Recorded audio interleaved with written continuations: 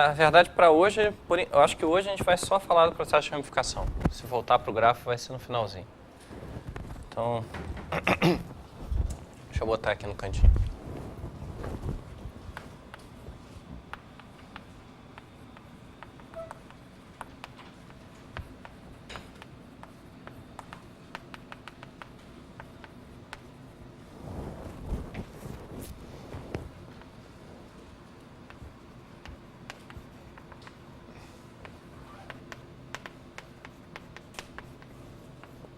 Bom, aqui eu estou supondo, por via das dúvidas, que a esperança é finita. Boa parte do que eu vou falar vale também se a esperança for infinita. Argumento infinita, valores em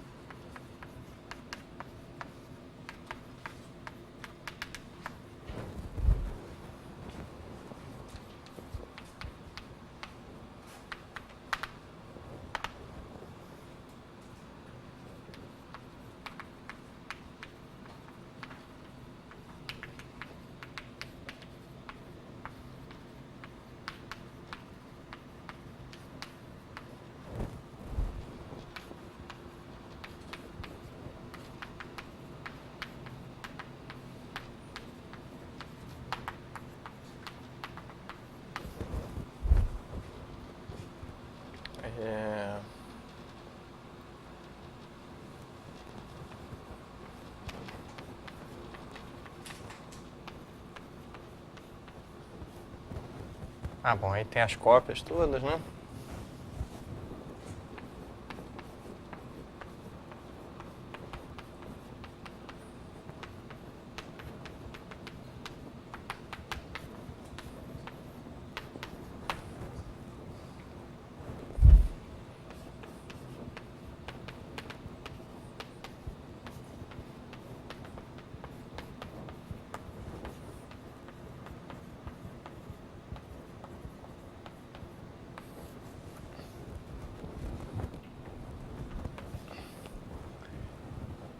Bom, estou só lembrando que a gente definiu na aula passada, quero lembrar ainda da enunciado do teorema que a gente está no meio de provar. A gente definiu aquele processo, né? Talvez eu possa começar lembrando a figura. Definiu um processo que era assim, a gente começava com um sujeito, ele tinha um número de filhos que seguia a distribuição da n. A gente também pôs aquela hipótese que eu esqueci de botar aqui, que a probabilidade de n ser igual a zero é positiva.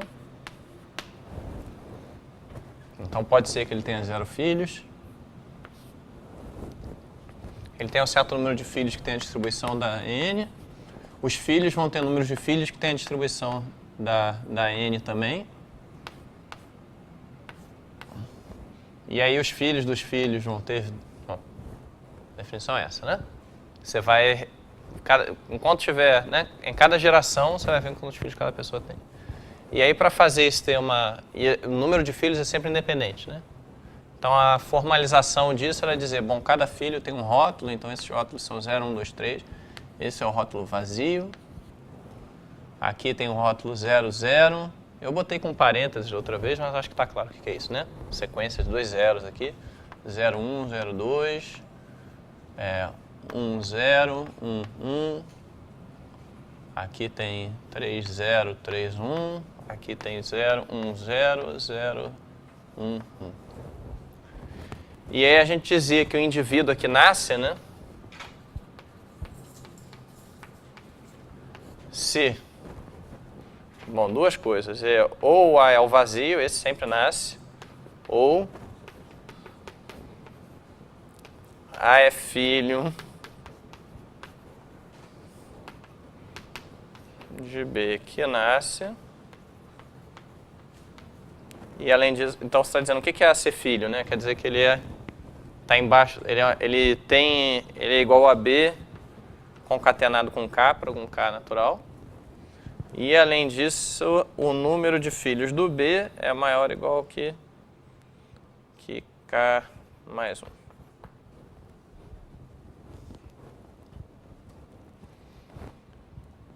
E aí a gente tinha esse teorema que dizia, né, de acordo com aquele parâmetro mu ali, dizia que mu menor ou igual a 1 implica que a probabilidade de nascer infinitos indivíduos ela é 0 e mu maior do que 1 implica que a probabilidade de nascerem infinitos indivíduos é maior do que 0. Esse é o teorema que a gente começou a provar. Aí a gente começou a fazer um monte de contas, dentre as quais estava incluída uma conta que é muito importante, que eu vou lembrar aqui agora, que a gente, de fato, a gente já meio que provou o caso mu menor do que 1, né? Mas foi depressa, eu vou repetir agora. Mas a conta foi o seguinte, teve esse conjunto aleatório que a gente definiu na aula passada, que é o NN, é o conjunto de todos os A's na enésima geração, né? Isso aqui é o comprimento do A. E a gente estudou o tamanho desse conjunto, como ele evolui no tempo, né? Mas aí a gente fez o seguinte, a gente definiu a sigma álgebra, que é a sigma álgebra gerada pelos NBs, onde B pertence a N, e o comprimento de B menor ou igual a N menos 1.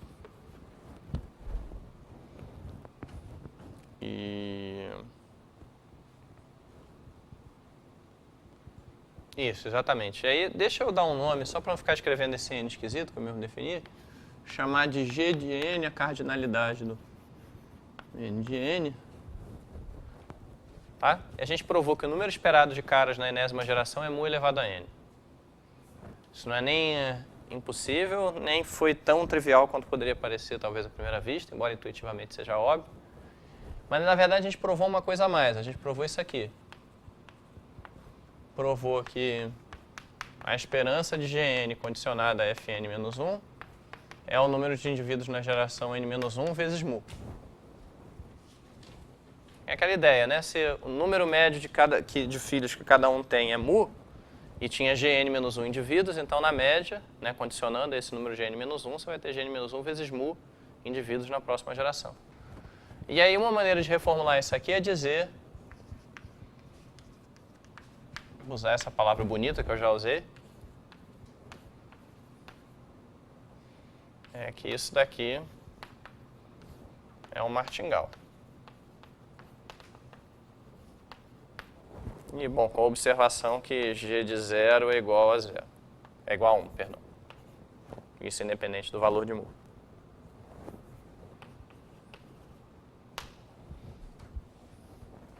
Por que isso, né? Bom, bota o mu elevado a n aqui. Cortou. Eu fiz isso rápido demais, né? Bom, o que eu estou dizendo é o seguinte, eu disse que a esperança do Gn é igual a mu vezes Gn menos 1, né? Então, o que acontece se eu divido por mu elevado a n? Eu fico aqui Gn dividido por mu elevado a n, e Gn menos 1 dividido por mu elevado a n menos 1, tá certo? Vai ter um mu de baixo que vai cortar com o mu de cima. E aí eu tenho essa fórmula bonita, que diz que essa quantidade aqui, o valor dela esperado no tempo n, condicionado a tudo que aconteceu até o tempo n menos 1, é o valor de o valor no tempo n menos 1. Gn menos 1 dividido por mu elevado a n menos 1.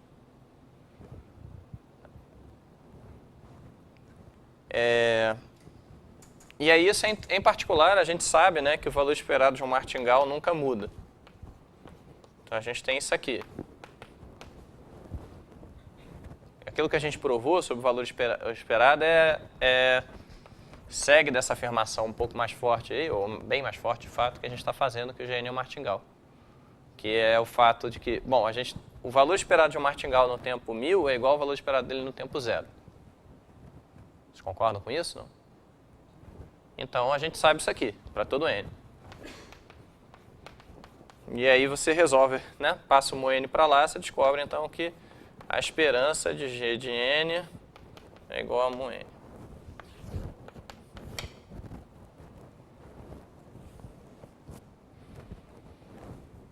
Tá. A gente já usou isso para dizer, então, que segue disso, que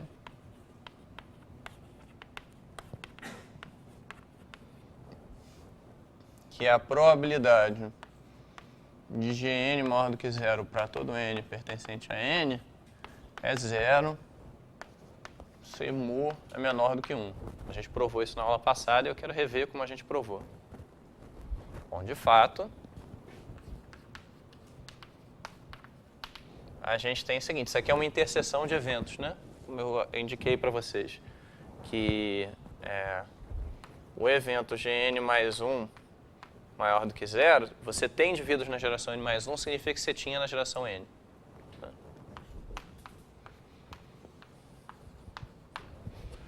Para todo n pertencente a n, a probabilidade de Gn ser maior do que zero, essa é uma variável com valores inteiros, né? Bom, vamos passar para cá. Bom, logo, a probabilidade da interseção desses eventos é um limite.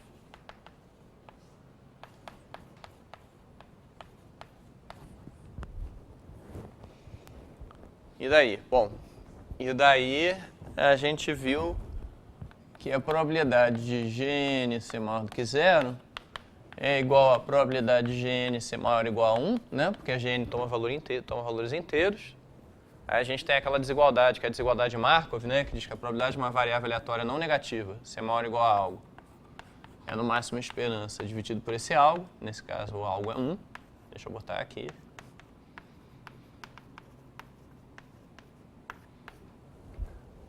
Isso daqui é mu elevado a n, que vai para zero, quando n vai infinito, se o mu é menor do que 1. Então, nesse caso, a gente consegue provar que... Bom, vamos escrever isso direitinho, né? Portanto,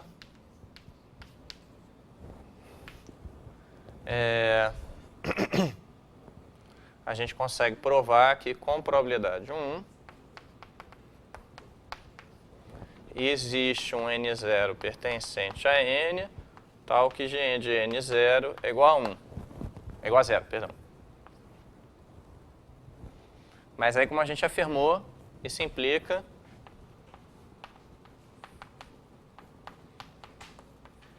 que Gn é igual a 0 para todo n maior ou igual a n0.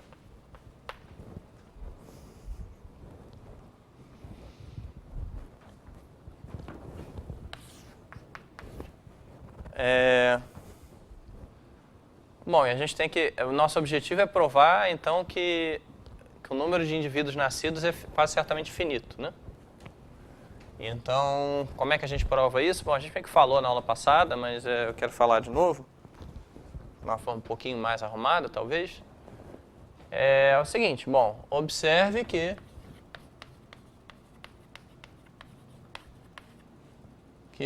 por esta razão,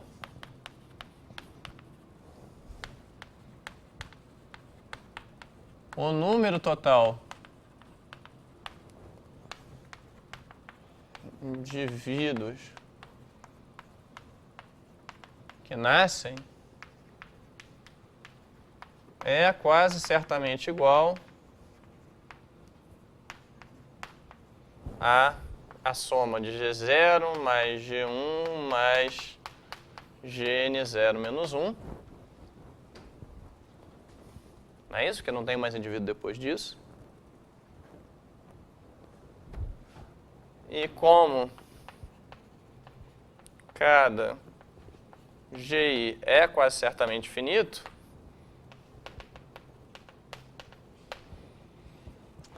porque, afinal, o valor esperado é finito, né?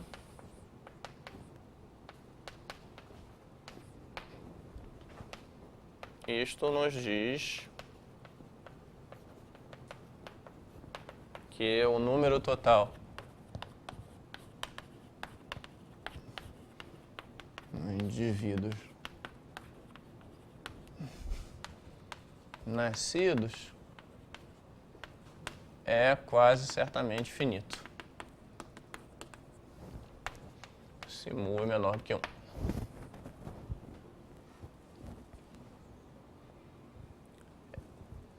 E aí teve uma coisa para a qual o Matheus chamou a atenção na aula passada, que é a seguinte. o raciocínio, no momento que a gente conclui isso aqui, a existência desse N0, o raciocínio daqui para cá é todo geral, né? Quer dizer, o que você está dizendo? Para nascer o número infinito de indivíduos, é essencialmente necessário o suficiente, né? Quer dizer, é necessário o suficiente a menos de um conjunto de medida nula, que tem infinitas gerações com indivíduos. De que duas maneiras você poderia ter uma população total infinita? Bom, das duas, uma. Ou tem alguma geração em que nascem infinitas pessoas, ou então tem infinitas gerações. E isso daqui, o que está sendo dito aqui, é que nunca uma geração vai ter um número infinito de indivíduos. Então, vou botar isso aqui.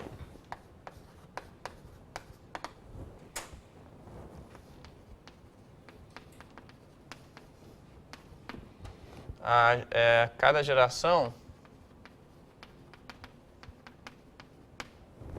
tem um número finito de indivíduos. Portanto, a probabilidade de nascer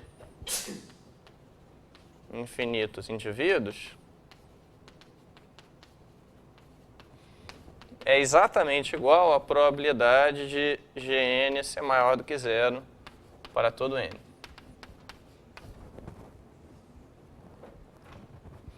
Quer dizer, de outro modo, que aquela árvore que a gente fez lá tem altura infinita, né? Quer dizer, você tem um caminho infinito nela. Isso está claro, não? Porque, olha só, quando esse evento aqui se realiza, certamente você tem infinitos indivíduos, né? Você tem indivíduos pelo menos um indivíduo na geração 1, na 2, na 3, na 4, até infinito. Por outro lado, quando esse evento não se realiza, a gente sabe como com probabilidade 1, né? Quer dizer, quando esse evento não se realiza, a população total tem essa cara aqui para algum n0. E a gente sabe com probabilidade 1, essas variáveis aleatórias são todas finitas. Então, se esse evento não ocorre, esse aqui também não ocorre, exceto pela possibilidade de uma dessas aqui ser infinitas. Isso tem probabilidade 0. Está dizendo o seguinte, a diferença entre esses dois eventos está contida no evento algum GI é infinito, e esse evento tem probabilidade 0. Essa observação a gente vai agora cuidar do caso mu igual a 1, e esse caso mu igual a 1 eu meio que já esbocei na aula passada. Como é que faz? Na verdade, a gente vai usar o fato que é especial para o caso mu igual a 1, que é que você tem um martingale aqui mesmo, né? Quer dizer, assim, eu digo, o Gn já é um martingale. Né? E a gente sabe que o martingale tem que convergir. Depois eu vou falar para vocês, quer dizer, eu estou fazendo tudo com martingale, meio que supondo que todo mundo sabe martingale. Tem abordagens um pouco mais diretas para esse problema, e de fato, por caso mu maior do que 1, a primeira abordagem que eu vou fazer é direta. E aí depois a gente vai fazer uma abordagem menos direta ainda que o martingale, que na verdade é super importante para o grafo aleatório, que é o que a gente começou querendo estudar.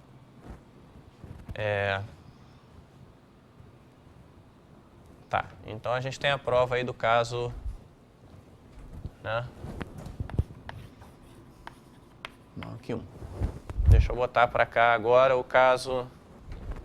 Bom, vou ter que apagar a anotação toda.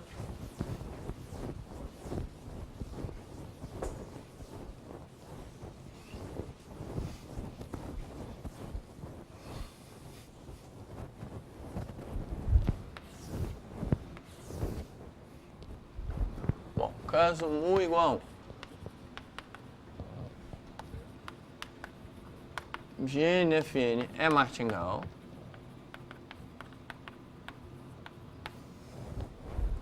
Tá certo? E, bom, martingale, a nossa definição de martingale usualmente inclui integrabilidade, né?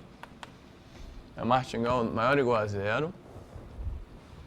E a gente vê o seguinte, que a norma, por causa disso, né, a norma L1 desse martingale, ela é constante.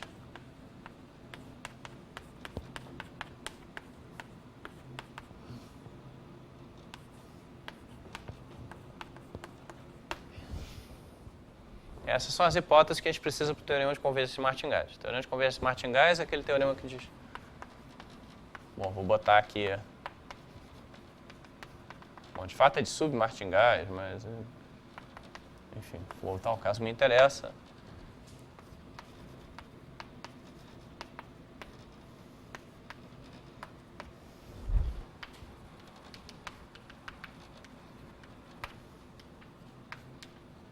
Bom, limitar com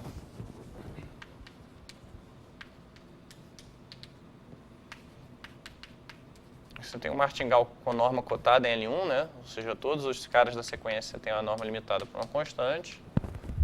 Então, existe uma variável aleatória infinito, M infinito VA, tal que Mn converge a M infinito quase certamente. Para quem não está ligando o nome ao teorema, né, esse é aquele teorema para qual você usa aquela famosa desigualdade dos cruzamentos, né? Fica dizendo, bom, se não fosse para isso aqui convergir, como é que uma sequência de números reais não converge, né? Ou ela é ilimitada, cresce muito, decresce muito. Isso a gente consegue excluir usando aquelas desigualdades do Dub, de maximais. Ou então se a sequência não é ilimitada, ela tem que cruzar algum intervalo de racionais infinitas vezes, né? E aí você prova que as duas coisas não podem ocorrer e, portanto, você tem essa convergência. Aí a gente sabe também que se você tem limitação aqui em L1, ao invés de L1 em L2 ou em algum LP para P maior do que 1, na verdade a convergência também ocorre em LP. E sabe ainda que se essa sequência de variáveis aleatórias é uniformemente integrável, isso já basta. Para convergência, isso dá a convergência em L1. Mas aqui a gente não vai ter convergência em L1, de fato. A gente tem um martingale que não é uniformemente integrável. A conclusão aqui no nosso caso é que Gn converge a um certo valor de infinito. E a minha afirmação é que o único valor possível é zero. Para convergir. Isso vem das hipóteses que a gente está usando. Bom, tá certo? Bom, tem essa variável aleatória aqui. Essa variável aleatória é que a gente observa o seguinte, que G infinito ela tem que pertencer aos naturais. O valor da sequência de n é sempre o valor natural, em qualquer tempo, né? Porque Gn pertence aos naturais para tudo n. Bom, isso aqui é tudo quase certo, né? E como é que você converge a um valor natural? Uma sequência de naturais converge a um outro natural só ficando constante a partir de um ponto, né? Não é isso? Bom, vamos lá. Como é que é um teorema? Aí eu dei o curso de análise na reta, eu tenho vontade de falar tudo que nem análise na reta. Assim. Os naturais são um subconjunto fechado dos reais. E além disso, ele só contém pontos isolados.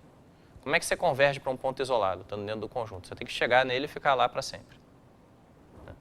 O que a gente está dizendo? O que essa afirmação diz, então, no nosso caso aqui? Lembrando, a gente está no caso mu igual a 1, em que o número de indivíduos nas gerações forma um martingale. A gente está dizendo que essa sequência de números inteiros converge quase certamente para um outro número inteiro. O fato de todo mundo ser aleatório aqui não quer dizer nada. Mas, qual é a nossa... Isso aqui então, a gente está deduzindo o seguinte.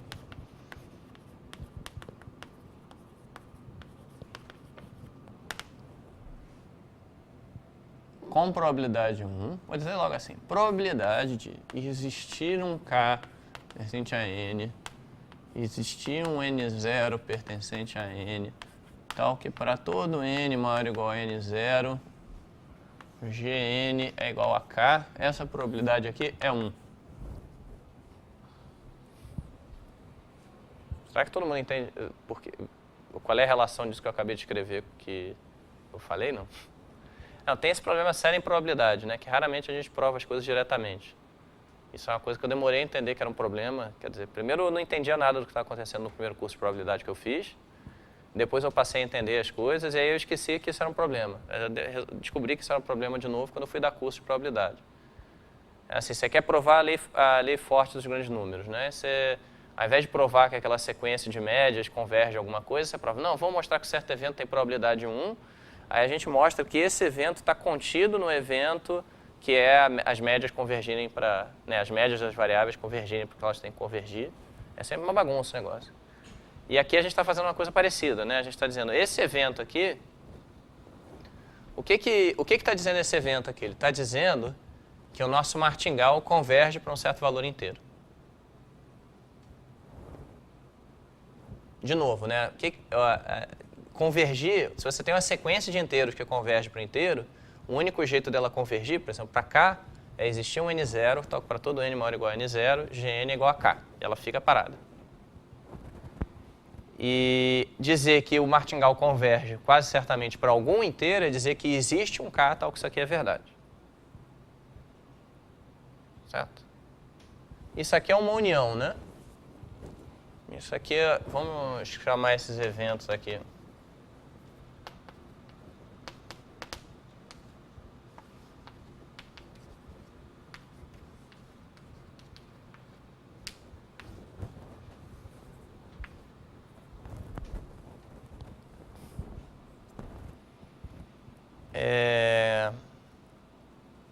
Então, o que está sendo provado aí é o seguinte. A gente vai provar que só pode ser o zero, a gente não sabe, né? Esse é o ponto. Nosso objetivo, né? Eu devia ter posto talvez aqui, o nosso objetivo a partir daqui... Bom, isso vai ficar claro agora quando eu escrever, tá? Não vou botar. A gente vai mostrar... Bom, então a gente está dizendo o seguinte, se temos que a probabilidade da união em K e N0 desses eventos, ela é 1. Mas a gente vai mostrar o seguinte.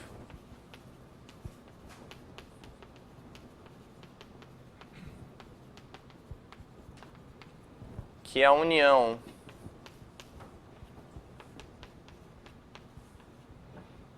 se você excluir o caso de K igual a 0, essa união tem probabilidade 0. E esse é o ponto que agora a gente está chegando no ponto que o Conrado falou. A gente quer dizer, a gente já sabe que vai convergir para o valor inteiro. E a gente quer provar que a probabilidade de convergir para o valor inteiro diferente de 0 é 0. Qual é a conclusão disso? A gente tem uma união com probabilidade 1. Tem uma subunião com probabilidade 0. Então, basicamente estou dizendo o seguinte, olha só, se você pegar essa coleção de eventos, a união delas tem probabilidade total. Mas tem uma subcoleção que tem massa 0. Então, a massa 1 tem que estar toda concentrada no que sobrou. Tá certo? O que quer dizer isso? A conclusão aqui. Isto nos diz como a gente sabe, né, por isso aqui, que a probabilidade da união em N0 dos eventos é 1 N0. É 0 N0, perdão. União K diferente de 0, N0 é K N0 é igual a 1. Então, você tem uma união que tem probabilidade 1 e esse pedaço tem probabilidade 0. É porque esse pedaço aqui tem probabilidade 1. Isto nos diz que a probabilidade na união N0 de E0 N0 é 1. Ou seja, a probabilidade de existir um N0 tal para todo N maior ou igual a N0, Gn igual a 0, é 1.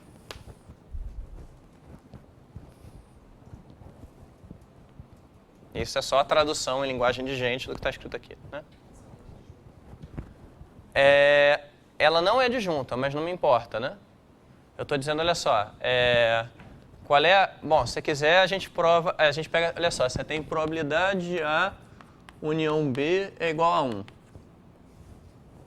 Então, você sabe o seguinte... Bom, agora vai comer um pouquinho de espaço aqui. Então, isso aqui é a gente raciocinando juntos. E a gente tem que a probabilidade do B é 0. Bom, observa que a gente tem essa desigualdade sempre, né? Probabilidade da união é menor ou igual que a soma das probabilidades. Concorda com isso? Mas então, olha só, se a probabilidade do B é 0, eu estou dizendo que a probabilidade do A é no mínimo 1. E, bom, por sorte é no máximo 1 também. Nesse caso, que é até mais simples. Ou ele chega no 0. Ah, não, essa união aqui é disjunta, de fato. Sim, sim. É verdade, porque ou ele chega no 0 ou ele chega em outro cara. Mas se ele fica parado para sempre, só, quer dizer, o ponto onde ele fica parado ou é 0 ou não é 0. Tá, então o nosso objetivo aqui é provar, né? É provar essa afirmação aqui.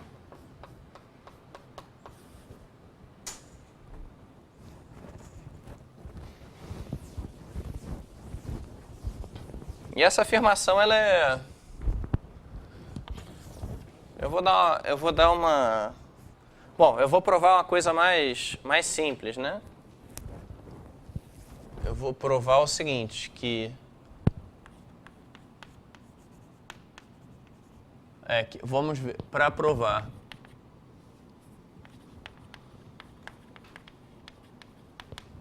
na afirmação, basta ver que a probabilidade de EK N0 é igual a zero para todo K diferente de zero e para todo N0. Bom, conjuntos naturais. Porque eu tenho uma união enumerável, se eu provo que cada cara tem probabilidade de zero, a união tem que ter probabilidade de zero. E como é que a gente faz isso? Bom, vamos ver o que esse evento está dizendo, né? Bom, vamos primeiro entender, né, o que está sendo dito. Está dizendo o seguinte, chega no momento N0 aqui, você tem...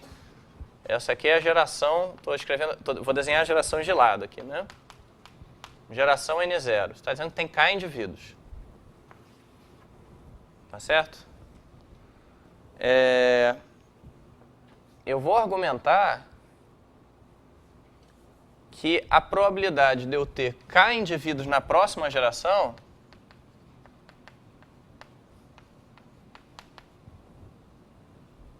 a probabilidade de eu condicionada a isso aqui, a probabilidade de eu ter isso aqui é menor do que 1. E vou repetir esse processo.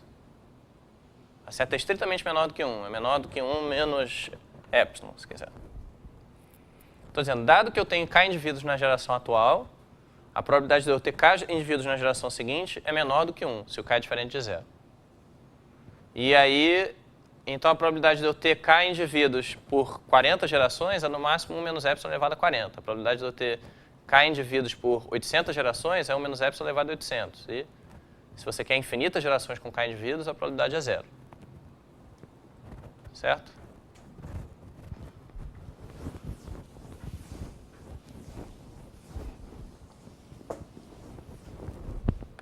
Então eu vou fazer isso aqui. Vou dizer... chamar de AK... Bom, AKN, o evento GN igual a K. Não, tá, deixa eu dizer isso aqui. É melhor dizer assim. Não preciso botar anotação nova. Observa que EKN0 é igual à interseção de N igual a N0 até infinito de GN igual a K. Certo. E agora eu tenho que a probabilidade de EKN0 ela é igual à probabilidade dessa interseção, que eu vou escrever como produto de probabilidades condicionais.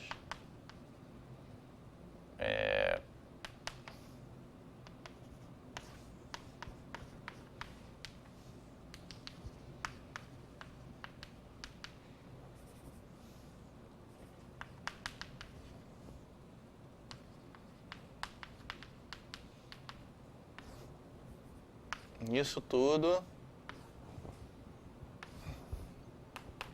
vezes probabilidade de GN0 ser igual a K. E agora a gente tem que pensar no que isso significa, tá certo? Esse eu acho que é o tipo de prova mais fácil de explicar do que de escrever, porque a definição do processo é um pouquinho complicada, né? Mas olha só, o que eu quero dizer é o seguinte. Se eu tenho K indivíduos agora, a minha distribuição do número de indivíduos na geração seguinte, ela tem uma forma bem explícita. Ela é a distribuição... Bom, a forma bem explícita, não sei, talvez seja forte mais explícita, mas tem uma forma bem clara. Eu tenho K indivíduos agora. Na geração seguinte, eu vou ter o número de indivíduos que é a soma de K variáveis aleatórias independentes. Certo? E essa soma tem probabilidade positiva de ser 0. Então, observe isso aqui, olha só.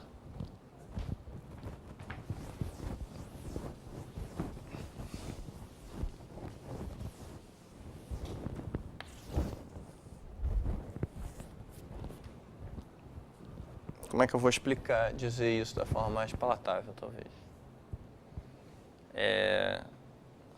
Não, tá, deixa eu dizer de novo primeiro o que eu disse, depois um pouquinho melhor e depois escrever. Escrevendo é mais fácil, né? Oi? Não sei, é? É mais fácil. Ou só dizendo. Na verdade, você quer ver quantos caras nasceram da geração de 0 para a geração 0 mais 1, né? Você dizer a probabilidade de todo mundo morrer é P, a probabilidade de ser igual a 0 colocado. Deixa eu dizer o seguinte, olha só. A probabilidade de n elevado a k condicionada a sigma álgebra fn-1, que é a sigma álgebra que diz quantos nascimentos houve até a geração n-2, essa probabilidade ela é no máximo a probabilidade de Gn ser igual a zero, não, ser diferente de zero, perdão, dada essa sigma álgebra. E como é que é essa probabilidade, tá? Essa probabilidade ela é 1 menos a probabilidade de ser igual a zero. Como é que é a probabilidade de ser igual a zero? Vamos olhar aqui.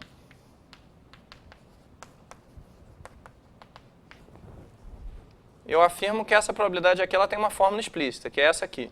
Bom, a probabilidade da variável aleatória n ser igual a zero, aquela do início, elevado a Gn menos 1. Vocês concordam com isso? Olha só, como é que você faz para determinar essa probabilidade, né? Para fazer bem formalmente, bem bonitinho. Você pega, e a gente pode fazer isso aqui.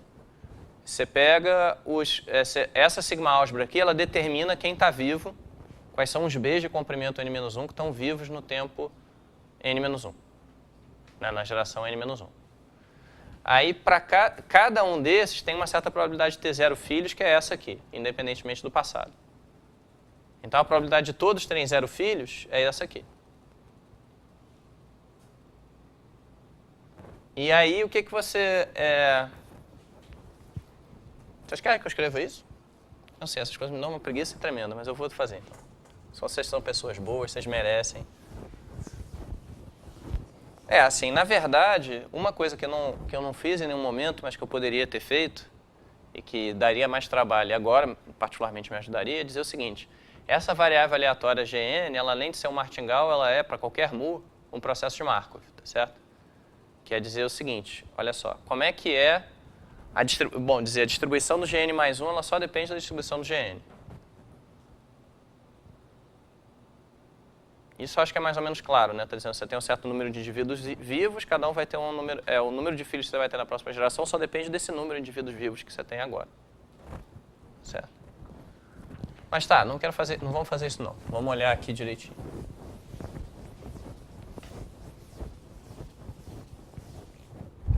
Como é que é o evento Gn igual a zero?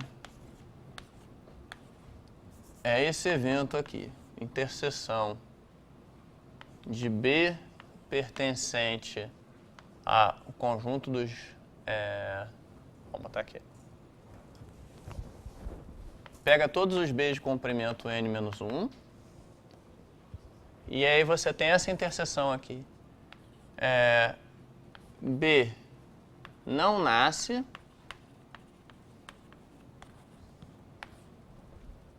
união B nasce e NB igual a zero. Eu acho que com isso aqui a gente concorda. Ou não?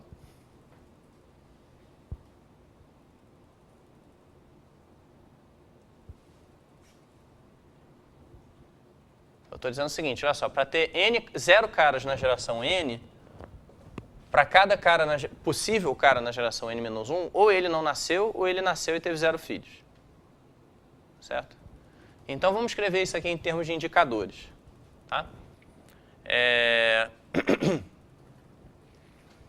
Em termos de indicadores, eu afirmo que você tem... Vamos fazer... Eu devia ter já feito isso antes, mas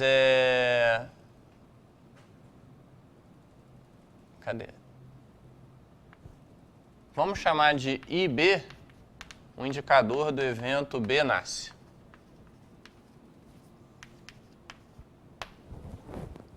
Serve para qualquer B. Então, como é que fica isso aqui? Fica o seguinte, o indicador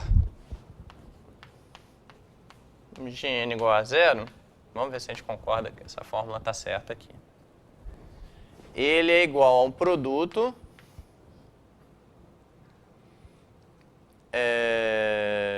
vejamos. Isso, produto sobre todos os b's é um produto infinito, mas a gente já vai cuidar disso. 1 menos IB. Bom, podia ter só posto mesmo indicador de Benassi, indicador NB igual a zero. Vamos ver se a gente concorda com isso aqui. Tá... Não, tá. E além disso tem o quê? Não, tá faltando um, né? Peraí. 1 menos IB mais IB vezes indicador de NB igual a zero.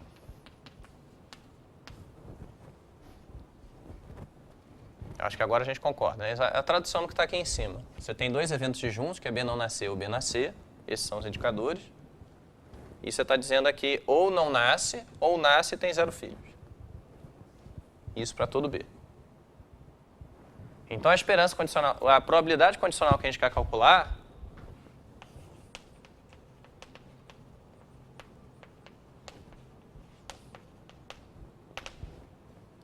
essa é a probabilidade condicional de Gn ser igual a zero, Fn menos 1, que é uma esperança condicional do indicador, né? E isso é a esperança desse produtório aqui.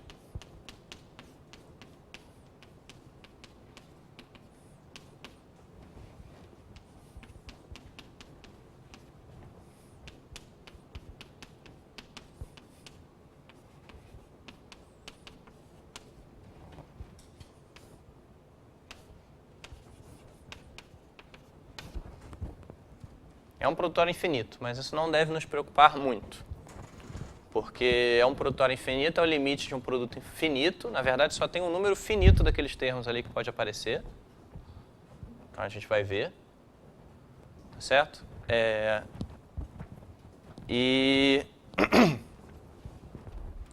Bom, a gente pode tomar limite, pode fazer o que quiser aqui, porque essas variáveis, esse produto aqui, ele é uniformemente limitado por 1, né? Então, assim, a gente pode tomar limite à vontade aqui por convergência dominada.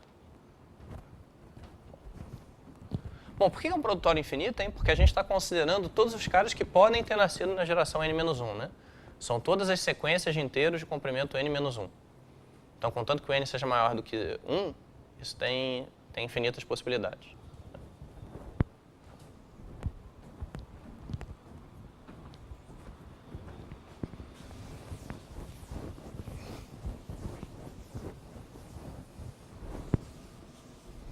Bom, vamos agora olhar o que faz com o produtório aí.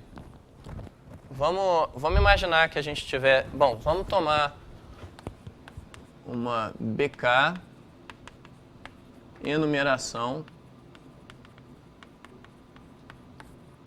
do conjunto dos B's pertencentes a n estrela com comprimento n-1. Tá certo? E aí eu observo que esse produto que a gente está tomando... Ele é o limite quando K grande vai para infinito do produto de K igual a 1 até K grande de 1 menos IBK mais IBK indicador de BK igual a zero. E essa coisa aqui é uniformemente limitada em valor absoluto pelo constante igual a 1, porque é um produto de coisas menores ou iguais a 1. Então, a gente pode aplicar a convergência dominada.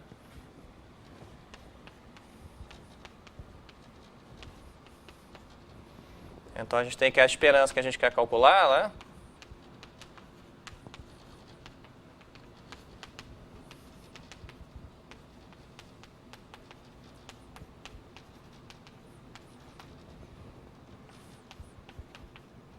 Oh, perdão, já estou passando o produto para fora aqui, que é uma coisa que eu tenho que fazer depois.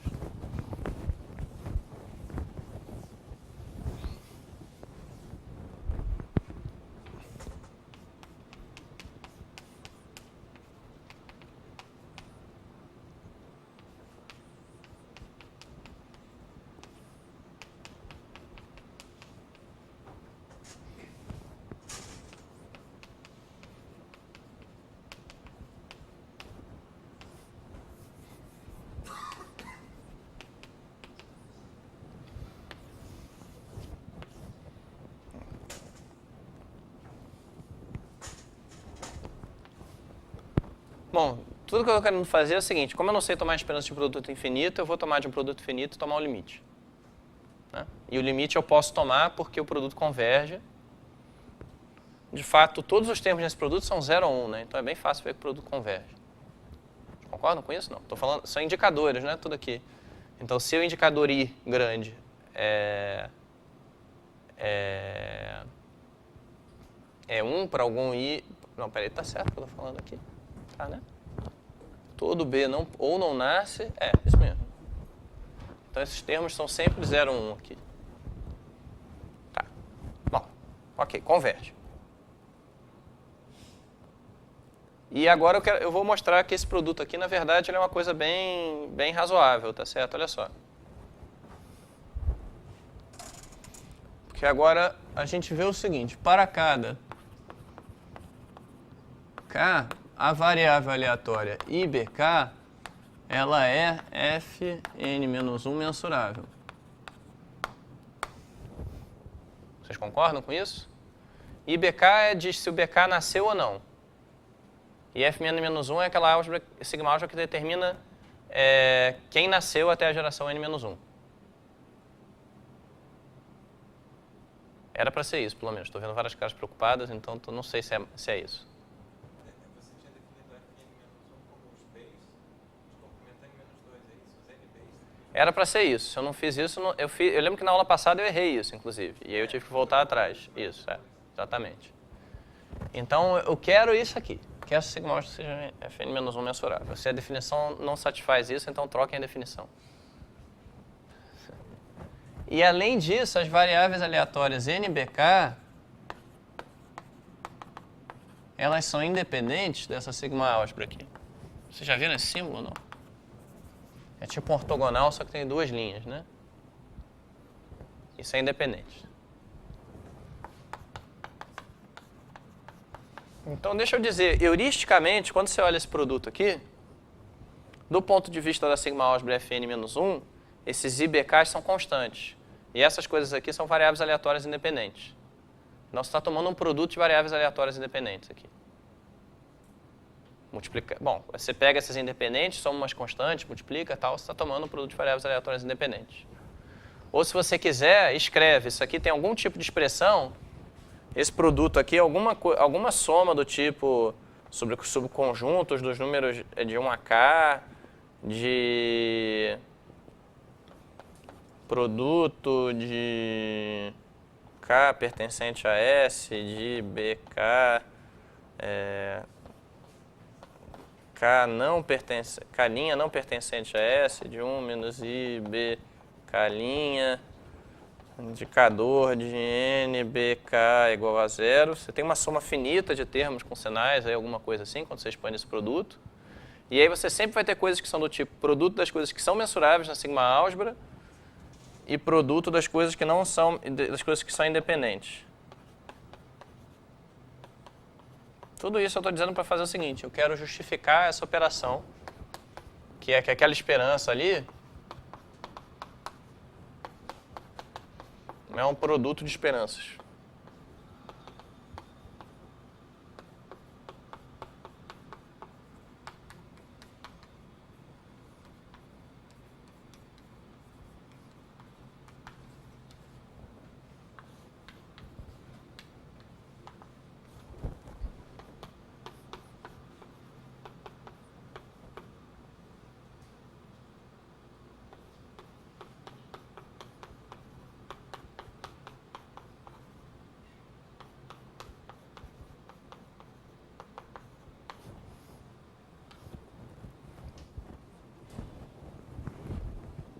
E, de novo, o que eu estou falando aqui? Eu estou falando uma coisa que é para ser crível, que é a melhor heurística que existe no mundo para calcular a esperança condicional.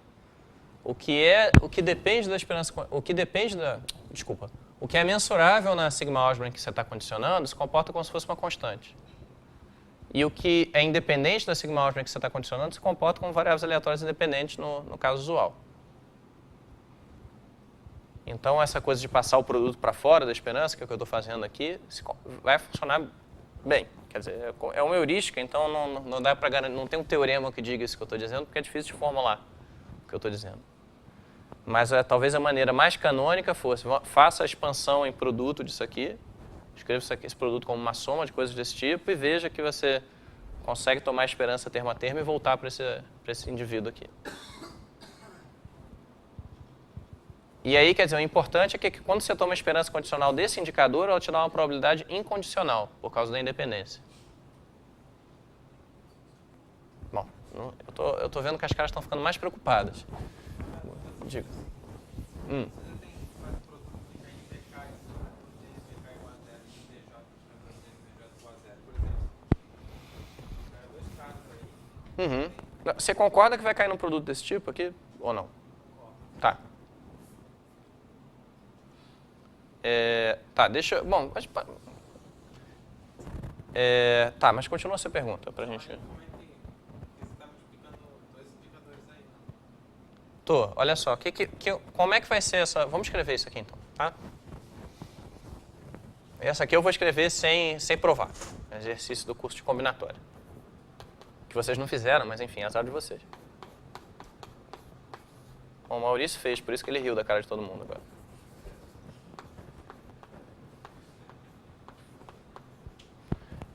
Você vai ter o seguinte, produto, aqui você tem J não pertence, J pertence a K menos S, 1 menos I BJ, produto de K pertence a S I BK,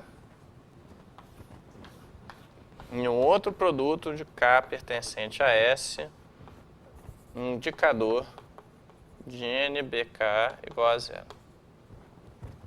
Isso tudo condicionado a Fn-1. A coisa saudável de você ter um produto ao invés de uma soma é que a gente se sente confortável passando esperança condicional para dentro da soma. Certo? Então, vamos lá.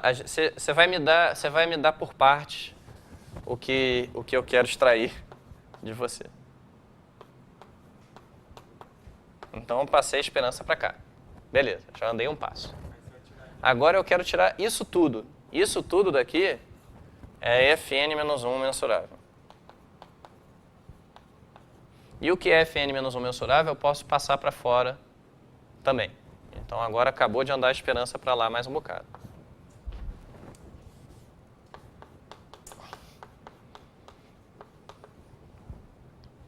Agora eu quero tirar a esperança condicional. Porque esses aqui são independentes entre si e independentes dessa sigma álgebra. Então agora meio que resolveu tudo de uma vez. Né? O que acontece? Esse produto aqui, na verdade, isso daqui é a mesma coisa que a esperança incondicional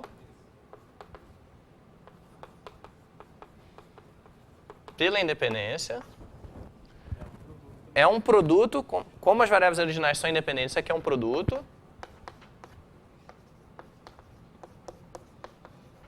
E deixa eu aproveitar e fazer logo o último passo que eu não tinha feito ainda. Isso daqui, e agora o quadro ficou completamente incompreensível. Tá um nó não trivial na demonstração. Isso daqui é o quê? Essa probabilidade é sempre igual, né? As variáveis são I e D. Essas probabilidades aqui não dependem do BK. Então agora eu tenho a probabilidade de n elevado a 0 elevado à cardinalidade de S. Tudo isso para dizer o seguinte.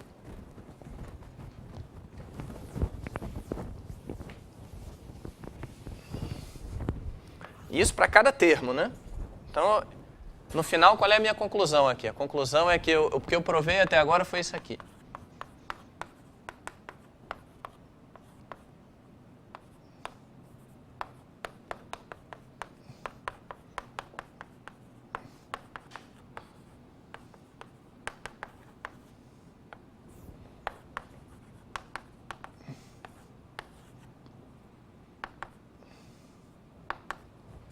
Isso daqui, peraí, tá, aqui, essa linha aqui.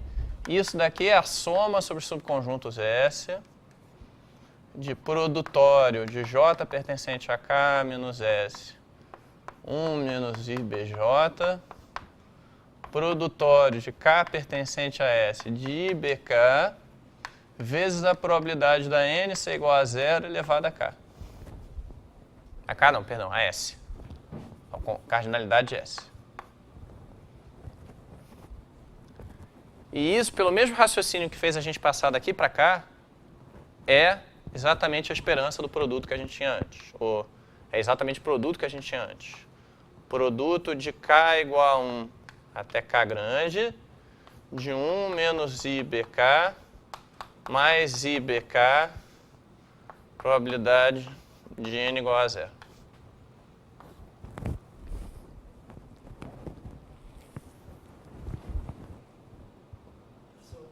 Essa igualdade ortogonal aí é só um pedaço da esperança. Oi? Essa igualdade no meio. Aqui? Sim, é só para esperança. Ou é para expressão toda? Essa, não, é só para esperança. Isso aqui é só para esperança. Então, eu estou dizendo, pega essa esperança aqui. Agora é uma esperança condicional com relação a algo que é independente da sigma álgebra. Então, é a mesma coisa que a esperança sem ser condicional. Agora, pega esses caras. Esses caras são variáveis aleatórias independentes, porque as NBs são todas independentes. Então, o produto vai para fora e você fica com isso aqui. E agora, esses caras, além disso, os NBKs, além de serem independentes, eles são identicamente distribuídos. Então, você tem aqui várias vezes o mesmo termo. Então, esse pedaço aqui, né? Esse pedaço aqui, como você falou, virou isso. Aí tá. Então a gente chegou nessa fórmula aí. E agora eu afirmo para vocês que essa fórmula aqui, ela é exatamente igual a isso aqui. A probabilidade de N igual a 0, vezes elevado ao número de Ks, tais que IBK é igual a 1. Vamos botar aqui. Melhor dizer assim.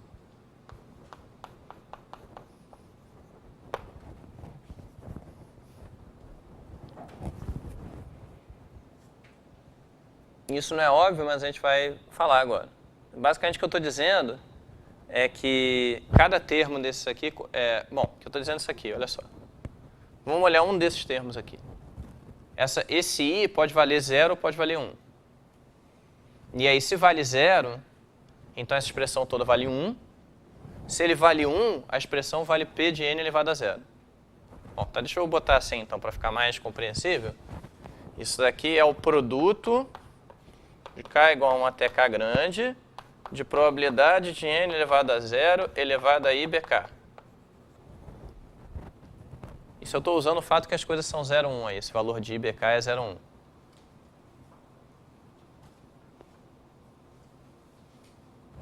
E aí é aquelas coisas que a gente faz, a forma mais fácil de fazer é checando, né? O IBK vale 0, significa que o de cima vale 1 e o de baixo também.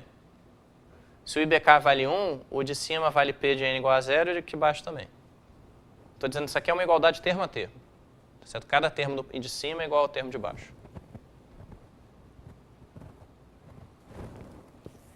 E isso tudo, bom, lembrando, a gente tinha um objetivo, né? Não sei se vocês lembram, eu quase me esqueci já. O objetivo da gente é provar que a probabilidade de Gn ser igual a 0 condicionalmente a Fn-1 é isso aqui. A gente está quase lá agora. Porque a gente está deduzindo que isso aqui, então, é a probabilidade de N ser igual a 0 elevada à soma dos IBKs, de K igual a 1 até K grande. Agora, então, o que a gente tem aqui, lembra que esse produto a gente está manipulando porque a gente está interessado no limite, né? No que acontece no limite. A gente provou aqui o seguinte. A probabilidade de Gn ser igual a 0 dado Fn menos 1 é igual ao limite em K grande da esperança do produtório, mas que isso a gente já calculou.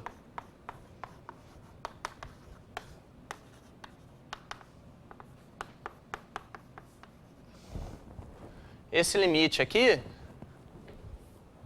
Bom, quem são essas variáveis IBK e essas variáveis IB? Elas dizem se o B nasceu ou não. Eu quero dizer para vocês que o que acontece aqui é que você fica com a soma infinita, né?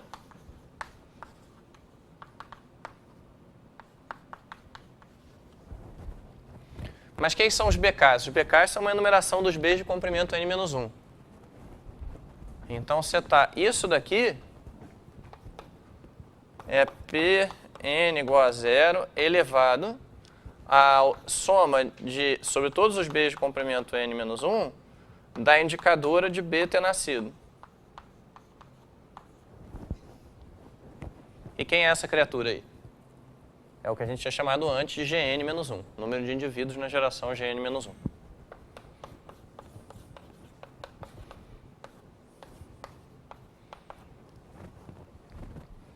E bom, foi bom que a gente conseguiu terminar a conta antes de apagar o que a gente queria.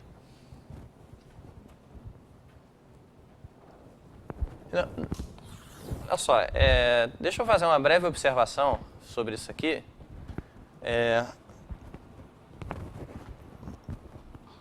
Esse tipo de conta, ele é recorrente em coisas em que você tem recursão, em probabilidade, e, bom, recorrente em um monte de outras coisas, a gente vai ver em gráficos aleatórios o tempo todo não, mas um bocado de vezes contas parecidas com essa.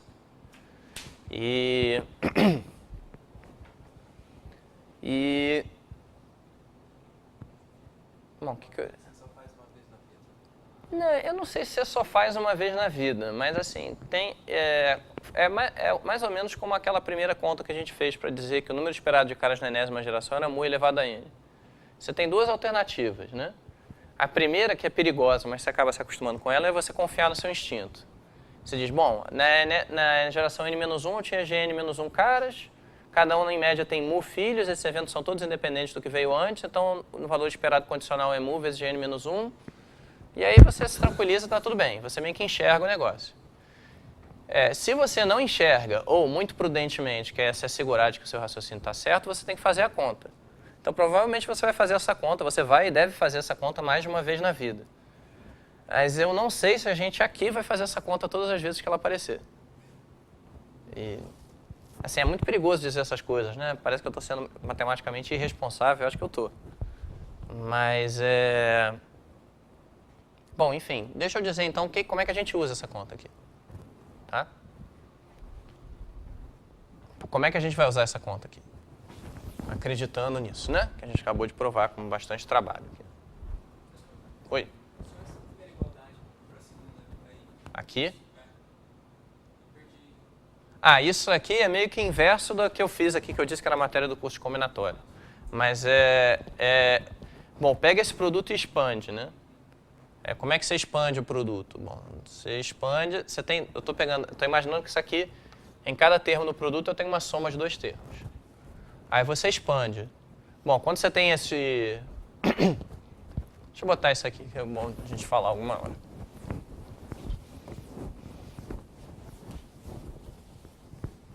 Algum ramo da combinatória nos diz que você sempre tem essa expansão aqui.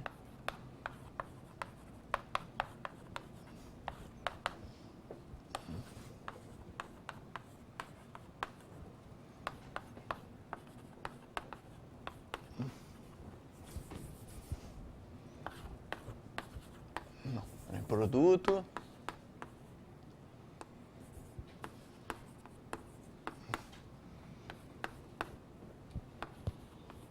Isso aqui é tipo uma generalização do binômio de Newton quando os termos são diferentes ali. Tá certo? Aí como é que você prova isso? Quem é esse conjunto S, né? Se você quiser fazer uma semi-prova disso, ou acreditar nisso,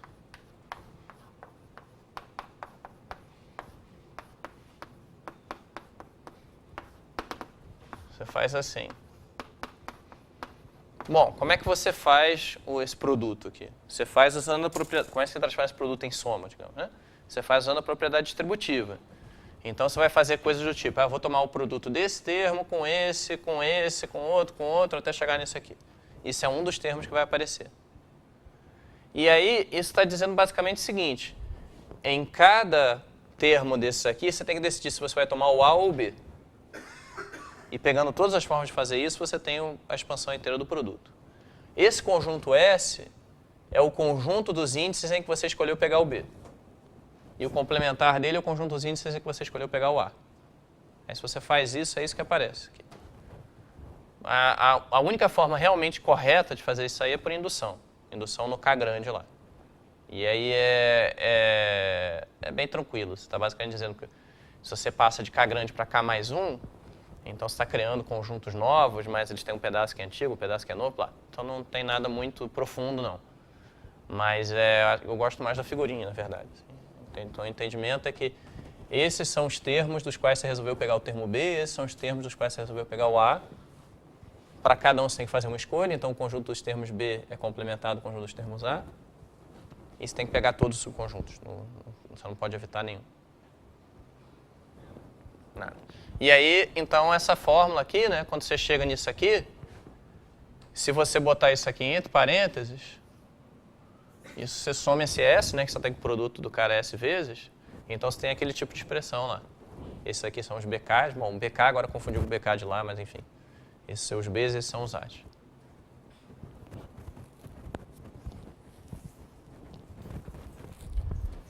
Aí tá. Aí, olha só, a gente chegou a isso aqui. Então, a gente tem essa fórmula aqui, que diz que a probabilidade de Gn ser igual a K, dado que veio antes, é no máximo isso. E o que isso quer dizer? Vamos olhar como é que a gente...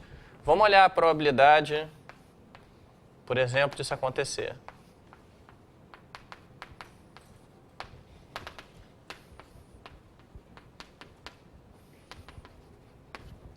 Lembra que a gente está interessado no evento que Gn0 é igual a K, Gn0 mais 1 é igual a K, Gn0 mais 2 é igual a K, Gn0 até o fim do mundo é igual a K. Certo? Mas vamos olhar um evento desse aqui, finito. Né? Qual é a probabilidade de Gn0 ser igual a K e isso acontecer mais J vezes, seguidas? Bom, se a gente quer fazer a conta bem bonitinha, a gente pode chamar esse evento aqui, até o J-1 aqui, de, sei lá, dar um nome para ele, AJ-1. Isso vai ficar sendo a esperança condicional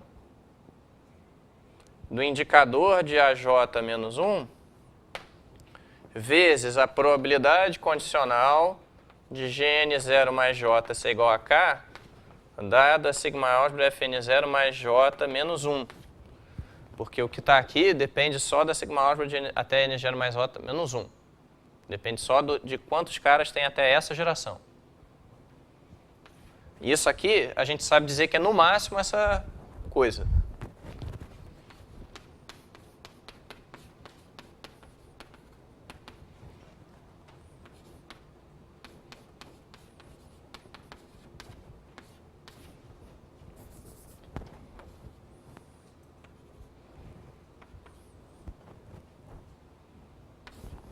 Tá certo? Mas agora, a gente tem que, para terminar a conta, ficar bonitinha, a gente tem que observar o seguinte. Olha só. Bom, aqui, desculpa, aqui é N0 mais J menos 1.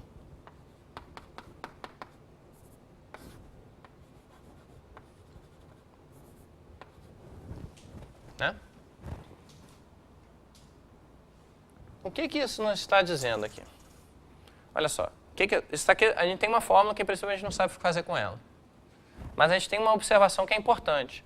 Dentro desse evento aqui, AJ-1, quem é ele? É o evento que você tem K indivíduos na geração N0, na geração N1, na geração N2, até a geração N0 mais J-1. Tá dando para ler isso aí, não? Bom, deixa eu transferir, então, para outro lugar do quadro, que talvez seja mais fácil de ler, porque isso é importante.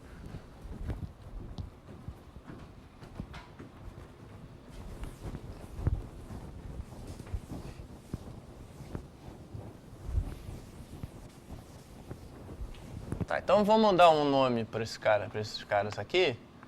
AJ é o evento interseção J igual, I igual a 0 até J de Gn0 mais I igual a K. Tá certo? Eu fixei o N0, fixei o K e eu quero saber a probabilidade disso aí. Bom, eu afirmo o seguinte. Probabilidade de AJ, bom, existe um epsilon maior do que 0, vou botar aqui, tal que a probabilidade de AJ é menor do que 1 menos epsilon vezes a probabilidade de AJ menos 1 para todo J natural. Para todo J natural que não é 0. Não adianta olhar para o Matheus não, que ele já perdeu essa batalha. Por que isso me serve? Porque significa essa interseção aqui é uma interseção decrescente de eventos, né? Então, o que isso conclui? Né? Isso conclui o seguinte, que a probabilidade de AJ, então, ela vai para zero. Né? Porque eu tenho um número aqui estritamente menor do que 1. Né? Então, aqui eu estou tirando o que interessa como consequência dessa afirmação. Interessa que a probabilidade de AJ vai para zero, o que implica que a probabilidade, né? Isso aqui é uma sequência decrescente de eventos. Então, a probabilidade de você ter a interseção de I natural, N0 mais I, igual a K, é zero. E isso era exatamente o tipo de evento que a gente estava interessado. Né? Era evento dizer qual a probabilidade do processo em N0 tomar o valor K e nunca mudar. Isso a gente está dizendo que é zero aqui. Então, provar isso aqui implica o resultado que a gente queria. Que é que a probabilidade de você parar num valor diferente de zero é positiva. Então, deixa eu dizer, aqui deveria dizer para todo K natural que não é zero, e vai ficar bem claro como a gente usa o fato de que o K não é zero na prova. Tá? A gente tem isso e isso acaba a demonstração de que o processo não pode parar num valor diferente de zero. De fato, tem uma prova muito parecida que mostra que o processo ou ele é ilimitado, com probabilidade 1, ou ele é ilimitado ou ele converge a zero. Não pode ficar no meio do caminho, né? Não pode ficar uma coisa limitada, não convergente. Tá, ok. Como é que a gente prova isso aqui? Vamos escrever, né? Bom, olha só. AJ é igual a AJ menos 1 interseção GN0 mais J igual a K. Vocês concordam com isso? Não? É só ver o que está escrito aqui. A probabilidade de AJ eu posso escrever como a esperança de indicador de AJ menos 1, indicador de GN0 mais J igual a K. E agora, como o evento AJ menos 1 é Fn0 mais J menos 1 mensurável, eu posso trocar isso daqui por uma esperança condicional.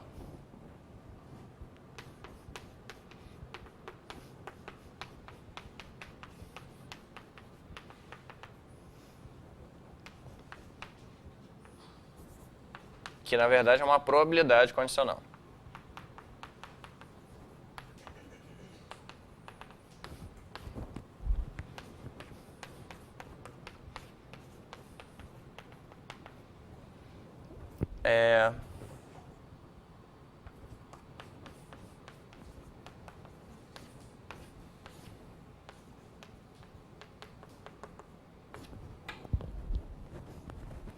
Tá tudo bem aqui? Bom, vamos ver. O evento AJ menos 1, ele só se preocupa com o que acontece até a geração N0 mais J menos 1. E por isso ele é mensurável nessa sigma álgebra aqui. Quando eu tenho... Então eu posso botar a esperança condicional aqui dentro, no caso isso é uma probabilidade condicional. Essa probabilidade condicional a gente mostrou que ela é cotada, né, para K diferente de zero. E ela é pouco cotada por isso aqui.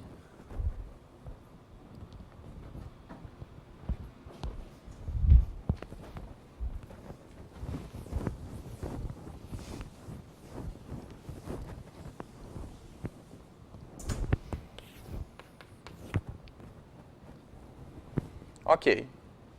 Mas agora a gente observa o seguinte, que quando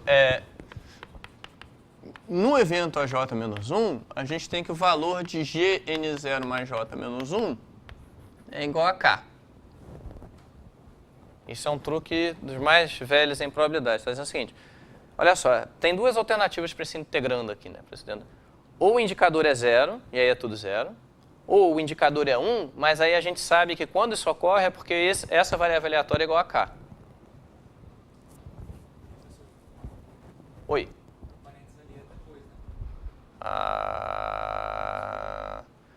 Isso, obrigado. Aqui, aonde? Tem ali também? Ó, isso aí vocês só podem me tirar um ponto na prova porque foi erro propagado.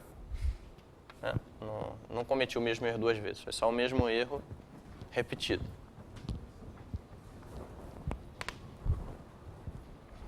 Bom, e agora eu já até corrigi, então vocês não podem me tirar erro nenhum. Não tirar ponto nenhum. Se a gente corrigir depois da prova, você devolve o ponto. Na prova ainda não aconteceu, isso não se aplica a esse caso.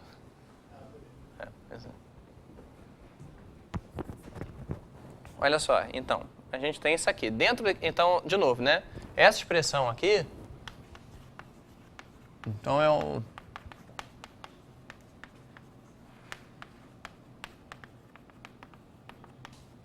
Ela é igual à esperança indicador de AJ menos 1, 1 menos a probabilidade de N ser igual a 0, elevado a K. Fechou o parênteses. Isso é igual.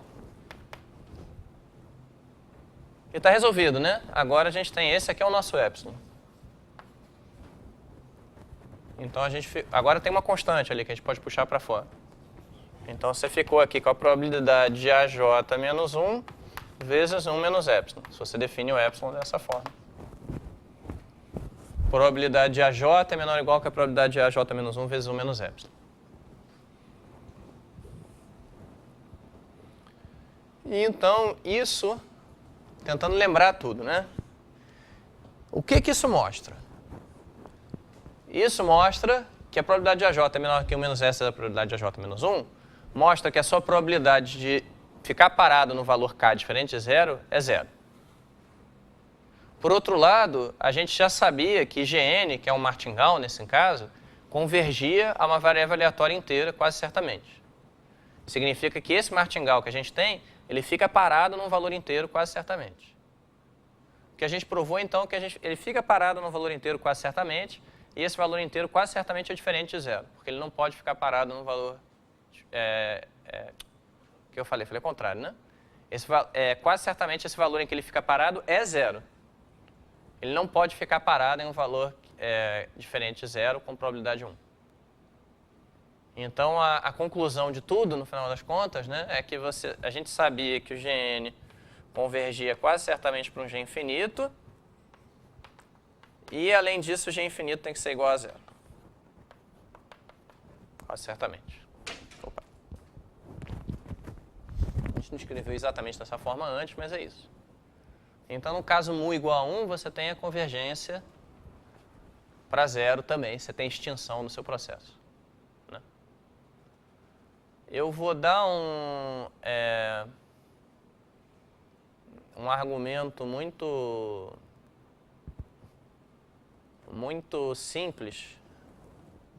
Muito simples não é bem a palavra, mas eu vou dar um argumento bem light para tentar dizer para vocês por que no caso mu maior do que 1, o processo tem probabilidade positiva de não se extinguir. Na aula que vem a gente vai fazer isso direito, né? Que agora o tempo está acabando. Oi? Esse é o mu igual a 1. Mu igual a 1 é o único caso em que você tem essa propriedade de martingale. Certo? Do processo em si ser martingale. Gn é martingale. Né? Nos outros casos é Gn dividido por mu elevado a n. Quando mu é igual a 1, o mu elevado a n não importa. E então, Para fazer isso, você usou alguma coisa do teorema de convergência martingales? Usei, né? Porque eu queria saber o que eu fiz. Esse final de prova aqui, que foi a parte que nos deu mais trabalho, ela diz exatamente a seguinte coisa. O seu processo nunca vai ficar parado num valor diferente de 0 por tempo infinito. Isso não diz que ele converge. Exatamente. A gente tinha que provar que ele convergia de alguma outra forma. E a forma que a gente encontrou foi essa. Foi dizer que, como ele é um martingale, ele tem que convergir. E como ele é um martingale tomando valores inteiros, significa que ele para num valor inteiro. Como é um martingale limitado em L1, perdão. Como martingale não tem que convergir. Desculpa, como martingale limitado em L1. Ele tem que convergir. Esse é o teorema de convergência de martingales. Porque, quer dizer, o que é limitado em L1? É você dizer que a norma do mu n em L1 é limitada por uma constante. No caso, a norma é a própria esperança, porque o martingale é não negativo. E a esperança é sempre 1, a esperança no ponto inicial, né? Então, na verdade, para um martingale não negativo, essa condição de ser limitada em L1 é redundante, porque a esperança dele no tempo n é igual à esperança dele no tempo 0. Se você tivesse um martingale, você não sabe se ele está limitado em L1. Mas você sabe que ele é positivo. Como é que é? Vamos ver. Ele não é limitado em... Não, mas você sabe que ele é positivo e ele no tempo zero ele está em L1, né? Quer dizer, tem que estar porque faz parte da definição. Então ele está em L1 sempre. Foi isso que a gente viu, justamente. Que como a esperança do martingale não muda ao longo do tempo, então se ele começou positivo, se ele é sempre positivo, a norma L1 dele é constante ao longo do tempo. Então, por isso que eu falei, né? Essa condição é redundante nesse caso. Né? Mas, e aí, com isso, então, foram duas coisas, de novo. Provar que converge e provar que não converge a um valor diferente de zero. Tudo quase certamente. Aí, como é que a gente vai provar que quando mu é maior do que 1, ele tem a probabilidade positiva de não convergir? É mais ou menos o seguinte. Pega...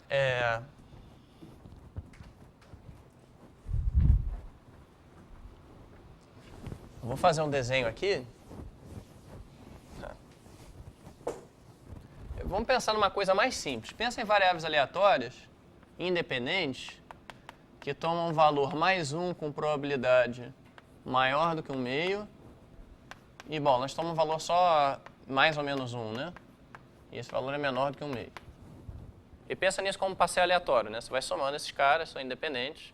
Então, é um passeio aleatório. Se o tempo está no horizontal, é um passeio que no iniciozinho ele pode fazer alguma coisa assim, mas a gente sabe que assintoticamente ele vai crescer de forma linear. Esse é o teorema, é a lei dos grandes números.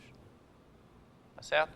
Então ele vai se aproximar de uma assíntota linear aqui, na verdade. Ele vai fazer alguma coisa assim. Tem uma reta aqui, que é o valor esperado da x1, vezes t, que diz onde é que ele vai estar. Ok. Eu afirmo para vocês que qualquer passeio aleatório desse tipo, se ele começar não de zero, né? Mas imagina que ele começa de um certo ponto L, aqui, eu afirmo para vocês que esse passeio aleatório, ele tem uma probabilidade positiva, no L, por qualquer L maior do que zero, tem uma probabilidade positiva de nunca descer para zero.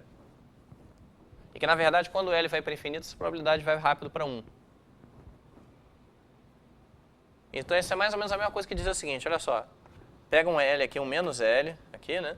Qual é a probabilidade desse passeio bater aqui em menos L ou ir para baixo? Eu afirmo que essa probabilidade ela é estritamente positiva para qualquer L e, de fato, ela vai para zero quando o L vai para infinito. Aqui. Bom, como é que a gente prova que ela vai para zero quando o L vai para infinito? A gente sabe que... Bom, com probabilidade 1, existe um tempo t0 a partir do qual esse processo está muito perto da reta. Então, certamente, a partir desse tempo t0, o seu processo não pode passar por aqui.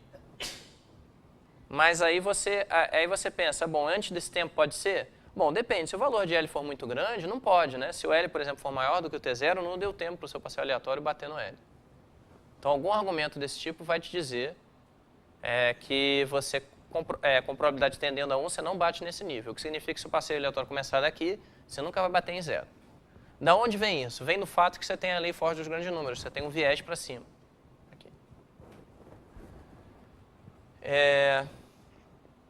No nosso caso, a gente vai imaginar o seguinte. Bom, repara, o nosso número esperado de caras na enésima geração é tipo mu vezes da Gn-1, né? Isso aqui eu estou botando essas linhas para dizer em valor. Na média, a gente espera que isso aconteça.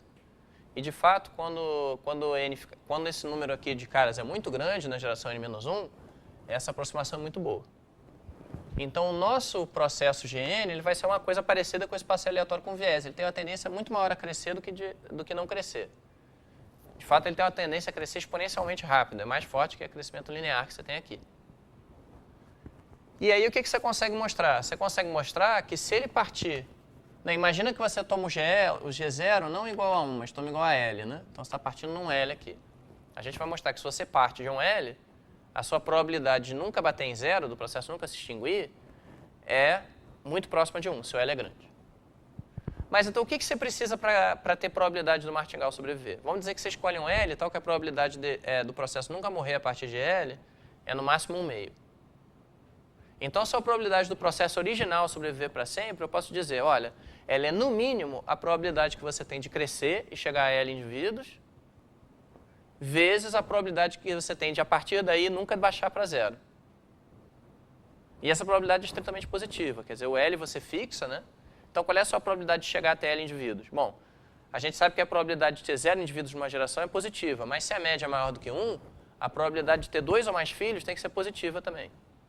Então, tem uma certa probabilidade positiva de você ter 2 filhos, pelo menos 2 filhos na primeira geração, de todo mundo na segunda geração ter pelo menos 2 filhos, todo mundo na terceira geração ter pelo menos 2 filhos, e por aí vai até L gerações, até um certo número, L não, sei lá, log de L, alguma coisa assim. Um número que você precisa para garantir que você chegou nesse ponto aqui. E a partir daí você tem uma chance positiva de sobreviver. Então a prova é a parte mais fácil, em algum sentido, assim, porque a gente tem essa coisa muito forte puxando para cima. Aí, mas ao invés de fazer isso, a gente vai fazer uma outra coisa, que é... Como é que se diz? Esqueci o que eu ia falar. Ah, sim. A gente vai fazer uma coisa muito parecida com isso, só que a gente não vai olhar o processo GN exatamente, a gente vai olhar uma coisa parecida com o GN, que é muito relacionado com o GN, mas que vai ser mais relevante para o grafo aleatório. Bom, como é que a gente determina o número de indivíduos GN? É aquela história da árvore, a gente constrói a árvore andar por andar. Né? Então a gente parte do andar 0, vê todo mundo que está no andar 1, aí vê no andar 1, os andares estão para baixo, né? Esse prédio é um prédio de cabeça para baixo. Aí no andar 1 a gente decide quantos filhos cada um tem no andar 2. No andar 2 a gente decide no andar 3. Isso é o que o pessoal de algoritmos chama de busca em largura. E você tem a busca em profundidade também, quer ver? Bom, vamos ver quantos filhos o cara do andar 0 tem. Agora pega o primeiro cara do andar 1 e vamos explorar totalmente a árvore dele. Depois pega o segundo cara do andar 1 e explora totalmente a árvore dele. Então você vai, ao invés de sempre indo para o lado, né, crescendo para o lado, você tenta ir para baixo o máximo possível. E aí, no momento que você encontrar um caminho infinito, você diz, o processo não se extinguiu, né, se você fizer isso. E a gente vai ver que esse processo, depois a gente vai ver que esse processo... Bom, primeiro a gente vai ver aqui que esse processo, quando a gente olha quantos filhos você está criando, é um passeio aleatório com viés exatamente do tipo desse aqui, somas de coisas independentes, exceto que as variáveis que vão aparecer independentes, elas não são mais Bernoullis, né, não são mais ou menos 1, são variáveis com a distribuição daquela n subtraindo 1. Alguma coisa razoável. E depois disso, aí com isso a gente vai dizer, tem um passeio aleatório com viés, a gente vai usar esse tipo de argumento que a gente deu aqui.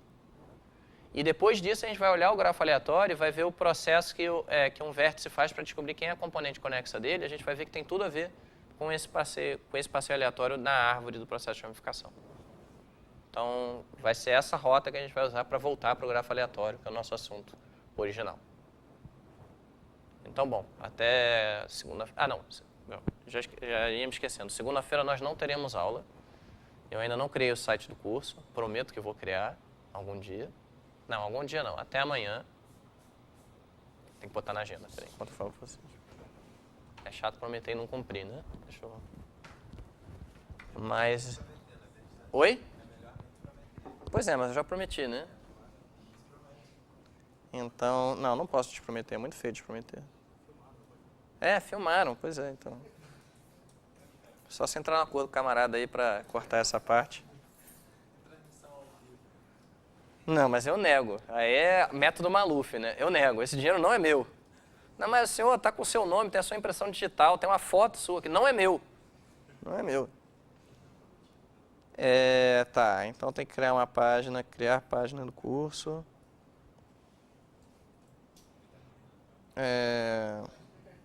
Tá, e aí,